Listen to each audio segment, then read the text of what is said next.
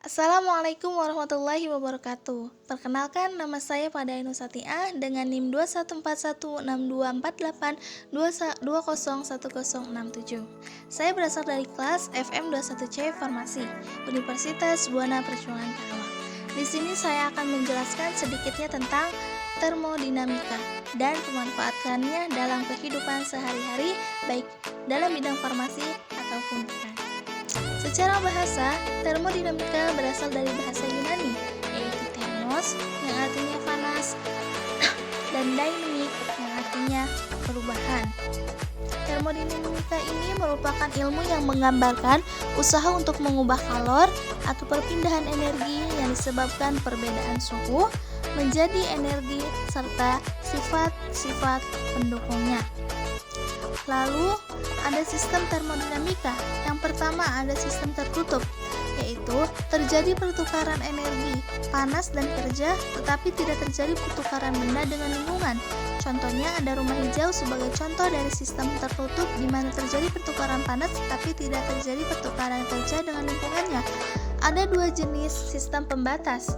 Yang pertama ada pembatas adiabatik dan pembatas rigid. Perbedaan keduanya terletak pada hal yang dibatasi. Pada pembatas adiabatik, pertukaran panas dibatasi sehingga tidak dapat terjadi sama sekali. Sedangkan pada pembatas rigid yang dibatasi adalah pertukaran kerja. Kedua, ada sistem terisolasi. Tak terjadi pertukaran panas, benda atau kerja dengan lingkungan. Contoh dari sistem terisolasi adalah wadah terisolasi, seperti tabung gas terisolasi. Ketiga, ada sistem terbuka. Terjadi pertukaran energi, panas dan kerja, dan benda dengan lingkungannya. Sebuah pembatas memperbolehkan pertukaran benda disebut permeable. Samudera merupakan contoh dari sistem terbuka. Terdapat 3 hukum termodinamika. Yang pertama ada hukum termodinamika pertama, hukum termodinamika kedua, dan hukum termodinamika ketiga.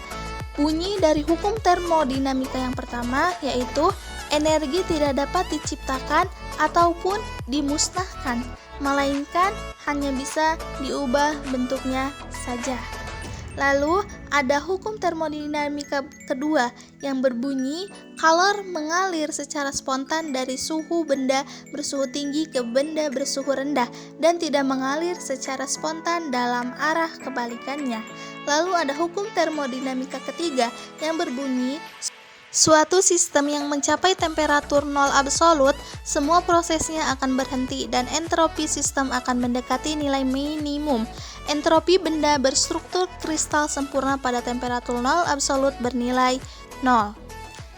Contoh penerapan hukum 1 termodinamika, contohnya pada termos. Beginilah prinsip kerja termos. Termos bukan merupakan wadah biasa, melainkan sudah didesain tertentu agar dapat berfungsi demikian. James Dewar merupakan penemu dan pemegang hak cipta akan prinsip kerja termos yang kita gunakan saat ini. Termos terdiri dari 2 lapisan, lapisan dalam dan lapisan luar. Lapisan dalam dilapisi dengan material perak atau kaca agar dapat mempertahankan panas. Itulah sebabnya mengapa sewaktu kalian melihat bagian dalam termos akan terlihat bagian berkilau seperti kaca.